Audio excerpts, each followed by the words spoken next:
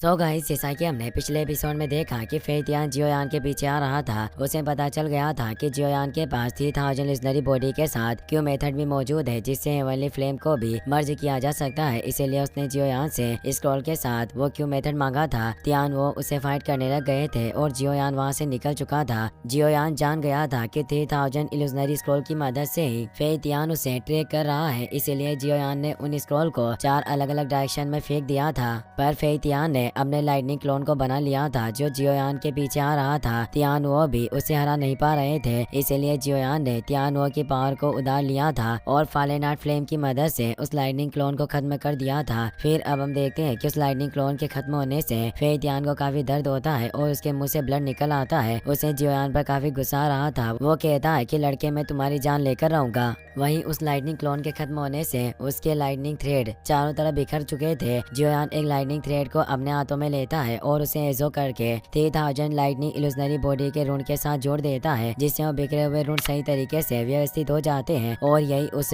Lightning illusionary body का formula था। यानी अब जियोयान 3000 लाइटनिंग इल्यूजनरी बॉडी की प्रैक्टिस करके अपने एक क्लोन को बना सकता था। जियोयान कहता है कि मैंने एक्सपेक्ट नहीं किया था कि मेरे भाग्य और उस फेतियान के इस स्पिरिचुअल ऑरा के थ्रेड से मुझे 3000 लाइटनिंग इल्यूजनरी बॉडी के ऋण को समझने में मदद मिलेगी। और वो फेतियान को याद करके कहता है कि ओल्ड फेलो, तुमने गलती से ही मुझे एक बहुत बड़ा गिफ्ट दिया है। जियोयान अब तेजी से उस जगह से निकल जाता है। फिर अब हमें कुछ घंटों बाद का सीन दिखाया जाता है। जियोयान दूर एक जंगल में आ चुका था जहाँ वो बॉन फायर को जलाकर आराम कर रहा था। वो सोचता है कि फेतियान अब मुझे ट्रैक नहीं कर पा रहा है। फाइनली मैंने बहुत मुश्किल से उससे पीछा छुड़वा लिया। वो फेतियान वास्तव में काफी ज्यादा पावरफुल था। मुझे डर है कि अगर उसके साथ मेरी लाइफ एंड डेथ की फाइट होती तो मैं केवल अपने एक्सटर्मिनेशन फायर लोटस को बनाकर ही फेतियान के लिए खतरा पैदा कर सकता था। पर उसे बनाने के लिए मेरे पास जो लाइफ ट्रांसफॉर्मिंग फ्लेम मौजूद है जो उसने फेंग यांग से हासिल की थी। जियोयान सोचता है कि मैंने अभी तक फ्लेम क्रिएशन स्किल की ठीक से प्रैक्टिस नहीं की है, इसीलिए मैं इस लाइफ ट्रांसफॉर्मिंग फ्लेम का सिर्फ एक बार और इस्तेमाल कर सकता हूँ। मुझे जल्द ही इसकी प्रैक्टिस करने के लिए वक्त निकालना होगा। और वो 3000 लाइटनिंग इल्यूजनरी बॉडी के बारे में सोचने लगता है कि यह 3000 लाइटनिंग मूवमेंट पहले से ही काफी मिस्टीरियस था, पर इसकी तुलना फेतियान द्वारा प्रदर्शित किए गए 3000 लाइटनिंग इल्यूजनरी बॉडी से नहीं की जा सकती, क्योंकि 1000 लाइटनिंग इल्यूजनरी बॉडी से क्लोन को कंडेंस करने के बाद उस क्लोन में खुद सोचने समझने की क्षमता होती है, जिससे वो क्रिटिकल सिचुएशन में भी उचित निर्णय ले सकता है। पर 3000 लाइटनिंग इल्यूजनरी बॉडी की हाईएस्ट लेवल पर प्रैक्टिस करने के लिए 3000 लाइटनिंग मूवमेंट की जरूरत होती है, क्योंकि जब तक किसी के पास 3000 लाइटनिंग मूवमेंट नहीं होता वो लाइटनिंग इल्यूजनरी बॉडी के लिए अपने क्लोन को कंडेंस नहीं कर सकता था। जियोयान सोचता है कि अगर मैं इस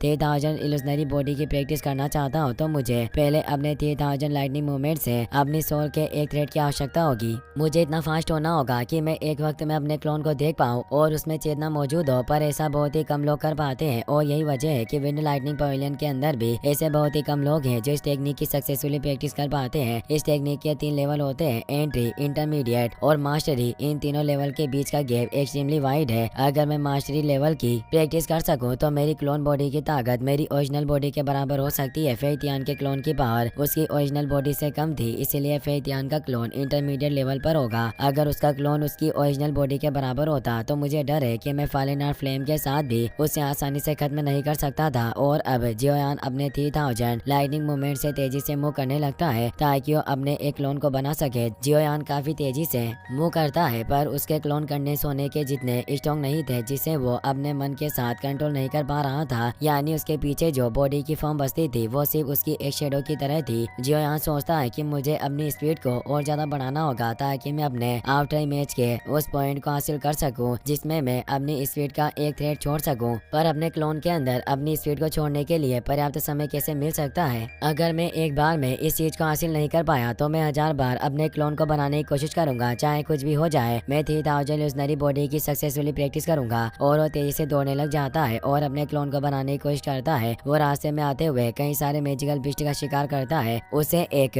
पल्पलेस फ्रूट दिखाई देता है जिसे एक ग्रे वुल्फ किंग हासिल करना चाहता था, पर जियोयान उससे पहले ही उस फ्रूट को ले लेता है। वो वुल्फ किंग अपने स्कॉर्पियन बिस्ट के साथ जियोयान को पकड़ने की कोशिश करता है, पर जियोयान काफी ज्यादा फास्ट था जिससे वो उसे पकड़ नहीं पाता। जियोयान अब काफी ज्यादा फास्ट हो चुका था, पर अभी भी वो अपने क्लोन में अपनी स्पीड को छोड़ नहीं पा रहा था। वो कई बार कोशिश करता है पर हर बार उसे निराशा ही हाथ लगती है। ऐसे करते करते उसे कुछ दिन गुजर जाते हैं। जियोयान एक मैजिकल बिस्ट का शिकार करके उसके मोस्टर कोर को बाहर निकाल लेता है। वो वो कहता है कि निश्चित रूप से मैं मेरे 3000 लाइटनिंग मूवमेंट में और ज्यादा स्किल्ड होता जा रहा हूँ, पर अभी भी मैं अपने क्लोन को कंडेंस करने में असमर्थ हूँ। वास्तव में इस अर्थ लेवल के फाइट टेक्निक की प्रैक्टिस करना इतना आसान नहीं है। अब जल्दी तियानमू माउंटेन रेंज भी ओपन होने वाली है और मुझे हेवनली माउंटेन ब्लड पूल की फाइट में हिस्सा लेना होगा, जिससे मैं फाइट एंसेस्टर क्लास की तरफ अपने एक और कदम को आगे बढ़ा सकूं। इसीलिए बेहतर होगा कि मैं बाद में जाने की बजाय पहले ही वहां पहुंच जाऊं। और वो वहां से निकलने लगता है, पर तभी वहां ग्रे वुल्फ किंग आ जाता है। जियोयान वहीं रुक जाता है और कहता है कि इस बार तुम जल्दी आ गए। वुल्फ किंग उसे कहता है कि लड़के, तुमने मेरे लोगों को चोट पहुंचाई और मुझसे मेरा स्वीट फ्रूट भी छीन लिया। तुम वास्तव में अनफॉरगिवेबल हो। आज चाहे कुछ भी हो जाए, पर तुम इस जंगल से जिंदा बाहर नहीं निकल पाओगे। और वो तेजी से जियोयान पर अटैक करने जाता है, पर जियोयान अपने 3000 लाइटनिंग मूवमेंट से बच जाता है और वो आसानी से वुल्फ किंग के सभी अटैक से बचने लगता है। साथ ही जियोयान उसे कहता है कि इस जंगल में तुम्हारे सिवा और कोई नहीं है और तुमने खुद ही अपने आप को इन पहाड़ों का राजा बना लिया है। मुझे समझ नहीं आ रहा कि तुमने ऐसा क्यों किया और तुम एक मामूली से पबलेस रूट के लिए लगातार मेरा पीछा कर रहे हो। क्या एक किंग होने के नाते ये सब तुम्हारी हैसियत से नीचे नहीं है? वुल्फ किंग को काफी गुस्सा आता है और वो जियोयान को मारने की कोशिश करता है, पर उसे पकड़ नहीं पा रहा था। वुल्फ किंग जियोयान से कहता है कि तुम केवल लोगों को चकमा देना जानते हो और वो तेजी से उसकी तरफ बढ़ने लगता है। पर जियोयान का क्लोन सक्सेसफुली बन गया था, जो पैर आगे कर लेता है, जिससे वुल्फ किंग नीचे गिर जाता है।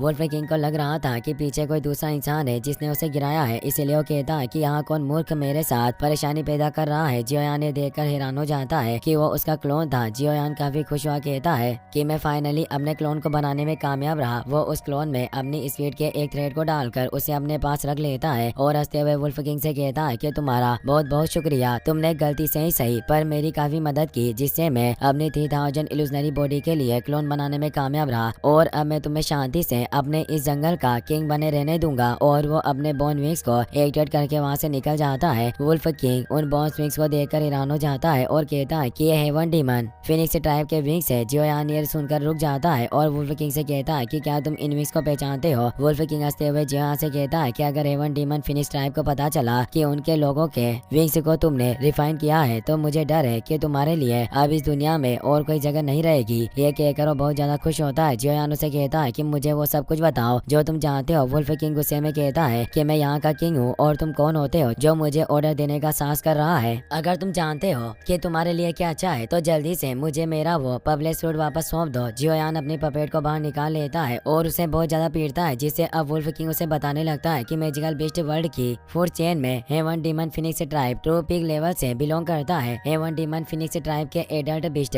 मोस्टली रैंक 7 पर होते हैं और उनमें से जो आउटस्टैंडिंग होते हैं वो रैंक 8 के टेरिफाइंग पॉइंट पर भी पहुंच जाते हैं। हालांकि इस ट्राइब में ज्यादातर संख्या में मैजिकल बीस्ट नहीं है, लेकिन इस डूक्यू कॉन्टिनेंट में उनकी पोजीशन काफी ऊंची है। हेवन डीमन फिनिक्स ट्राइब का कोई भी मेंबर जब मरने के पॉइंट पर पहुंचने वाला होता है, उससे पहले ही वो अपने ट्राइब की एक वेदी पर पहुंच जाते हैं, जहां वो अपनी मौत का इंतजार करते हैं ताकि उनकी बॉडी के किसी भी पार्ट को बाहरी दुनिया के लोगों के द्वारा प्राप्त न किया जा सके। भले ही तुम्हें हेवन डीमन फिनिक्स ट्राइब के किसी मेंबर की बॉडी मिल गई हो, पर अगर उनके ट्राइब के लोगों ने तुम्हें ढूंढ लिया तो तुम्हारा अंत बहुत बुरा होगा। जियोयान सोचता है कि मैंने ऑक्शन में से जो सूखी मैजिकल बीस्ट की लाश खरीदी थी, वो निश्चित रूप से हेवन डीमन फिनिक्स ट्राइब का एक मेंबर था। पर जब मैंने मेडुसा के लिए रैंक 7 की पिल को रिफाइन किया था, तब जीएन के ब्लड ने हेवन डीमन फिनिक्स के ब्लड एसेंस को दबा दिया था। इसलिए जीएन की ओरिजिनल बॉडी एक्स्ट्रा ऑर्डिनरी होनी चाहिए। और वो वुल्फ किंग से पूछता है कि मैजिकल बीस्ट के वर्ल्ड में क्या ऐसे और कई अन्य ट्राइब है जो हेवन डीमन फिनिक्स ट्राइब से मुकाबला कर सकते हैं? वुल्फ किंग उसे बताता है कि जहाँ तक मैं जानता हूँ, प्राचीन काल में ऐसे सिर्फ 2 ही ट्राइब अस्तित्व में रहे हैं जो हेवन डीमन फिनिक्स ट्राइब से मुकाबला कर सकते हैं। उनमें से एक नाइन सेरेन